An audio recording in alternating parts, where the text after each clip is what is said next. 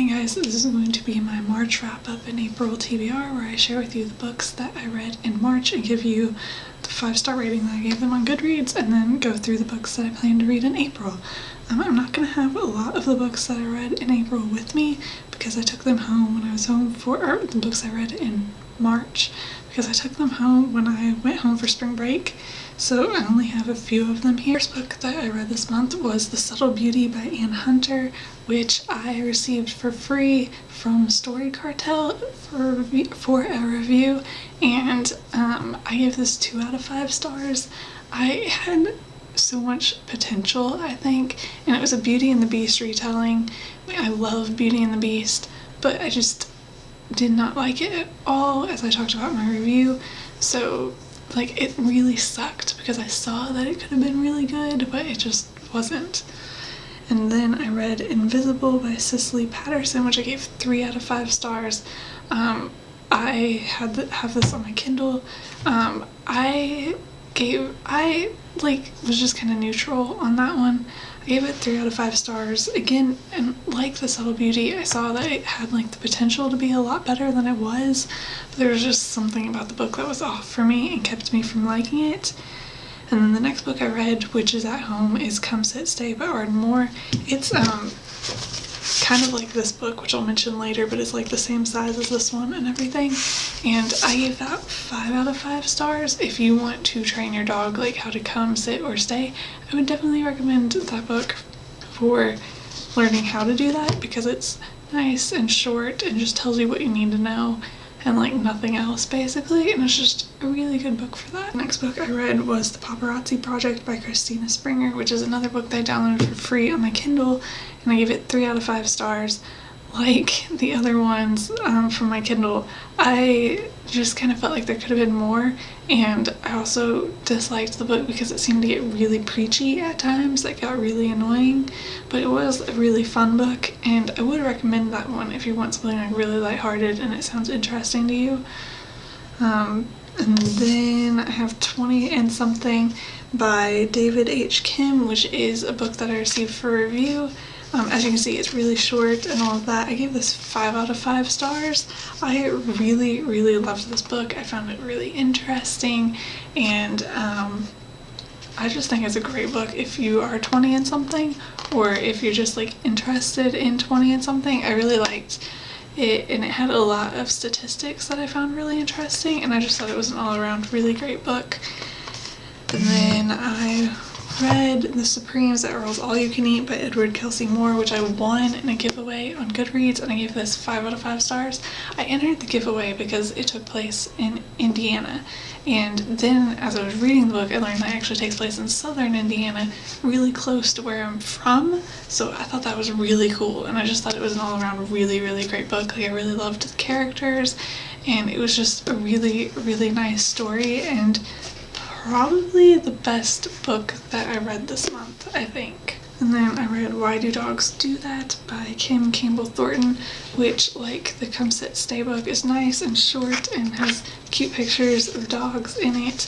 And I think this is a really great book because it does highlight, not like, I know it looks kind of like a kid's book or something, but I think it's really great for everyone and highlights stuff about dogs that not many people know.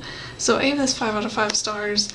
I would highly recommend it for people who have dogs and don't know everything about what they do and whatnot. And then the last book I read this month that I finished the night before last, I think, and just reviewed today, the day of filming this. I gave that 2 out of 5 stars. I downloaded it for free on the Kindle because it looked interesting, and I did not like it at all. It was short and just seemed really unfinished. Like, it just cut off. It was really short and then just had an awkward cut off, and I just like didn't like any of the characters, so I did not really enjoy that one at all. But those are all the books that I read in March. So going into the books that I plan to read in April, I have 2 books that we're supposed to read in my humanities class. The first one, and the one that we're in the middle of right now, is Winesburg, Ohio by Sherwood Anderson. Like I said, we're about halfway in this book as of right now. We have our first lecture on it tomorrow, which is about this half of the book. I'm really mixed as to how I'm feeling about this so far, but we'll see how I feel about it when we're done. And then the other book, and the last book that we're reading in my humanities class this semester, is Fahrenheit 451 by Ray Bradbury. I have never read this book. Everyone talks about this book, and I feel like the only person who hasn't read it, so I'm extremely happy that we're reading it in my humanities class. And this is the 60th anniversary edition, and it has a foreword by Neil Gaiman, which I think is awesome. So I'm really, really happy that I'm finally going to get to read this. Moving on to non-school books, the first book, and the one that I started last night, and I'm this far in it, is Beastly by Alex Flynn. I've had this book for the longest time. I first learned about this book when the movie was coming out. I haven't seen the movie, but I heard that the movie was based on a book, and like I said when I was talking about The Subtle Beauty, which is also based on Beauty and the Beast, Beauty and the Beast is my favorite Disney movie. I love the story of Beauty and the Beast, and I don't read enough Beauty and the Beast adaptations. So I wanted this and wanted to read this, and I'm just now getting around to it. After reading The Subtle Beauty, which is really disappointing, I'm hoping that this one will be pretty good.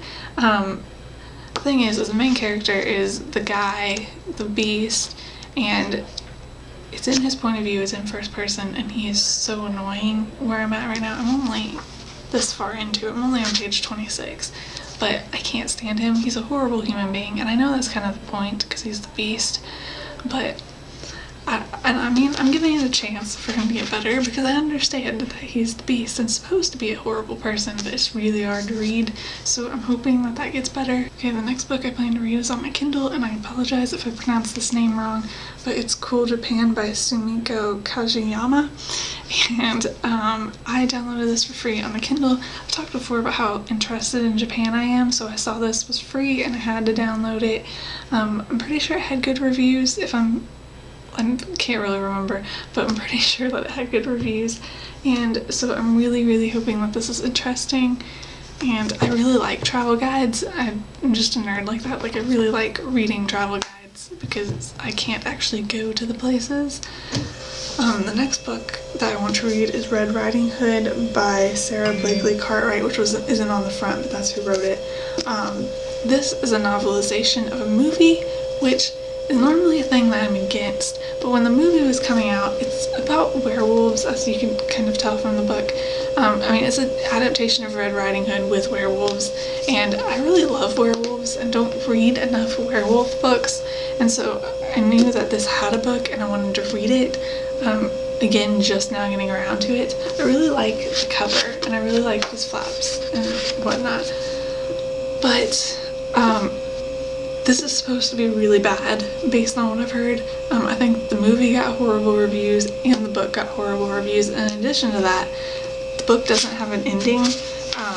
If you go to the back of the book, there is a thing that says, "Is this truly the end of Valerie's story? Visit." You have to go to this website to get the last chapter of the book, which I kind of hate, but I don't read enough werewolf books. I already own it, so I'm going to read it and just see and hope for the best, but I'm not really expecting that much out of this book. Next book I want to read is another Kindle book that I downloaded for free, but my Kindle doesn't connect to Wi-Fi at school, so it hasn't downloaded to my Kindle. It's only on Amazon right now, but it is The Destiny Quest Chronicles by Varian Vasquez, and I could completely not pronounce that wrong. The thing is I've been craving high fantasy lately. I want to read high fantasy. I pretty much always want to read high fantasy, and I don't read it enough, mostly because I can't find good high fantasy books. That's not entirely true, but I don't have any because I don't have money to buy books. Like, there's one high fantasy series that I've read the first book, and I want the next book so bad, but I don't have the money to buy them. But anyway, that's a different topic. The point is, I really, really wanted to read high fantasy, and I didn't have any high fantasy books, so I was trying so hard to find free ones for the Kindle that I could download, and this was like the first one I found, and my phone is not cooperating. My phone is like messing up lately, but anyway, I'm starting to ramble, so I should probably end this video, but I wanted to read high fantasy, and I found that one, and I can't remember how good the reviews were. I'm pretty sure that there were hardly any reviews, and I'm not really sure how, and I also kind of wanted one that wasn't a series, because then I have to download the others, and I don't have money. So I couldn't really tell if this one was a series or not, but we'll see how it is. I just really want to read high fantasy, so yeah. And then I have one more, and the last book that I'm going to try and read this month, hopefully I'll read more though, we'll see, is Matched by Ali Condi. This is another book that like everyone has read, and I've had this forever and haven't read it yet. It's a dystopian. I love dystopian, and I've had this almost since it came out, and now all of the books are out. There are 3 of them, I'm pretty sure, and I still haven't read this.